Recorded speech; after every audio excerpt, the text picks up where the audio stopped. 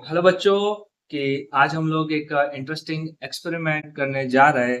जो एक्सपेरिमेंट के अंदर हम लोग देखेंगे कि एक्सोथर्मिक रिएक्शन क्या होता है। 10th स्टैंडर्ड में जैसे आपने शुरुआत किया था वहां पर दो टाइप के रिएक्शन आते थे, एक थे एक्सोथर्मिक और एक था एंडोथर्मिक। एक अच्छे से सिंपल और स्ट्रेट थियरी थी।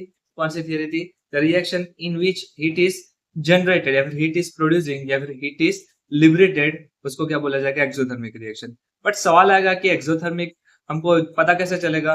तो उसके लिए सिंपल और स्ट्रेट तरीका है कि मैं पानी लेता हूँ, पानी के अंदर मैं सोडियम हाइड्रोक्साइड डालता हूँ।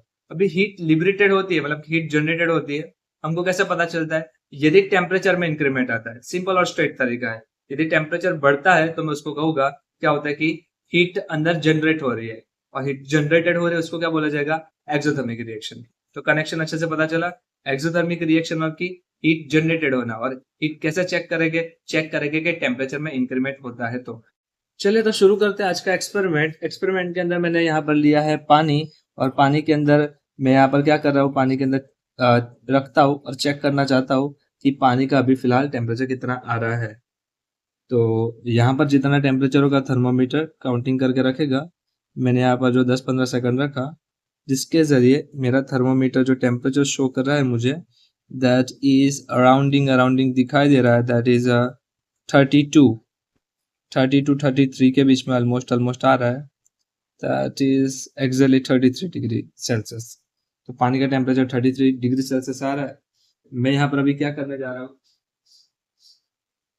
मैं यहाँ पर उसके अंदर ऐड करने वाला हूँ सोडियम हाइड्रोक्साइड। मेरे पास ये सोडियम हाइड्रोक्साइड है, उसकी पैलेट्स यहाँ पर मैं ऐड करता हूँ और देखता हूँ कि टेम्परेचर क्या हो रहा है।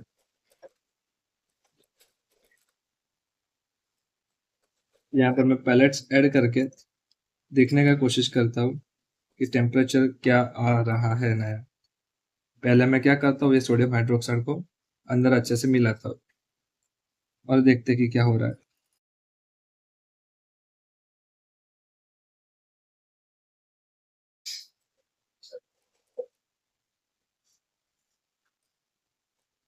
थोड़े और 2-3 डालकर देखते हैं।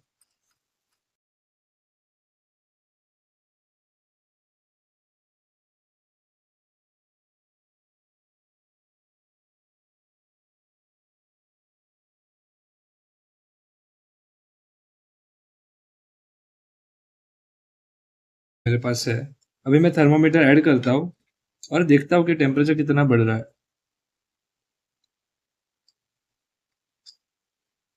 वाह, टेम्परेचर तो कंटिन्यूअसली धीरे धीरे बढ़ ही रहा है। मैं आपको दिखा रहा हूँ टेम्परेचर बढ़ते बढ़ते कहाँ तक जा रहा है। मेरा जो 33 था, जैसे मैंने यहाँ पर ऑलरेडी अंदर रखा है, तो टेम्परेचर रीच हो रहा है। एक पॉइंट के बाद वो टेम्परेचर रुक जाएगा, उस टाइम हमारा फाइनल पॉइंट होता है। चेक करते हैं कितना जा रहा है।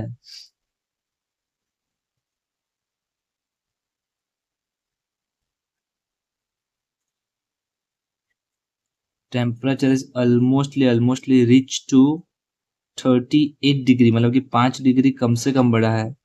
एक रफली कह सकते हैं 38 के थोड़ा ऊपर है।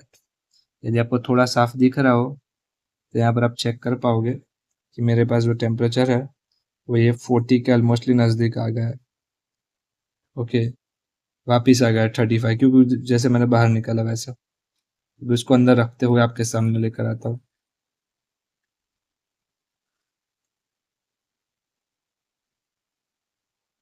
शायद हो सकता है अभी आप थोड़ा देख पाओ, क्योंकि मैं तो नीचे बर्निंग भी फील कर रहा हूँ।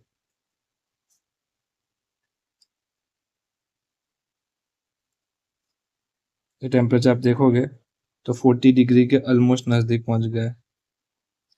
हाँ, अभी शायद आपको दिखा होगा। मतलब कि जो पहले 33 था, पहले यहाँ पर था ये वाली जगह पर नीचे, अभी वो पहुँच कर ऑलमोस्टली 38 डिग्री हो गया है। मैंने किया क्या? मैंने किया कुछ नहीं है। मेरे पास जो पानी था उसके अंदर मैंने क्या ऐड किया? सोडियम हाइड्रोक्साइड ऐड किया। सोडियम हाइड्रोक्साइड कौन सा था? मेरे पास ये जो फॉर्म आते हैं जिसको उसको पैलेट बोला जाता है, ये हो ना, उसको पैलेट बोला जाता है। पैलेट फॉर्म में जैसे साकर होती है वो टाइम में, वो ऐसे अच्छी तरीके से मिला लो तो आपका इस तरीके का सोडियम हाइड्रोक्साइड का सॉल्यूशन बनता है। ओके,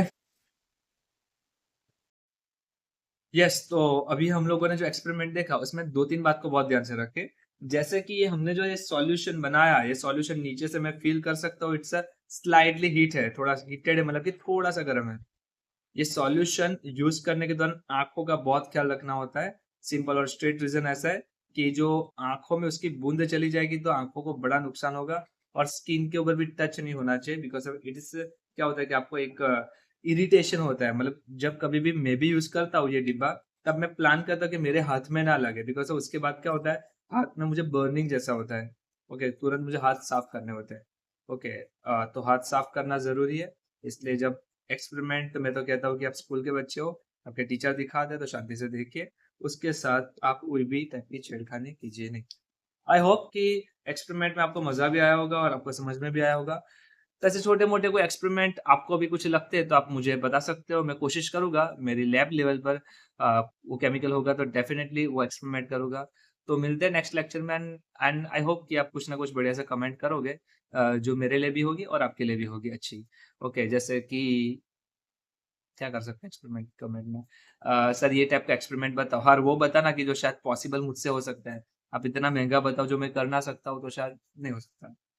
ठीक है, चलो बाय-बाय मिलते हैं एक और एक्सपेरिमेंट में नेक्स्ट वन तब तक का thank you so much and like, share and subscribe because of आपका छोटा-सा सब्सक्राइब जो करते हो या फिर आपकी जो लाइक होती है, मुझे और वीडियो बनाने के लिए मोटिवेटेड करती है। क्योंकि ये मेन काम तो नहीं है बट छोटे-छोटे आपके लाइक्स लगता है कि नहीं कुछ और बनाए because of you want to know यदि आप देखना चाहते हो तो मुझे बनाने का भी मज़ा आएगा। तो मिलते हैं तब तक नेक्स्ट वीडियो में। Okay, bye-bye.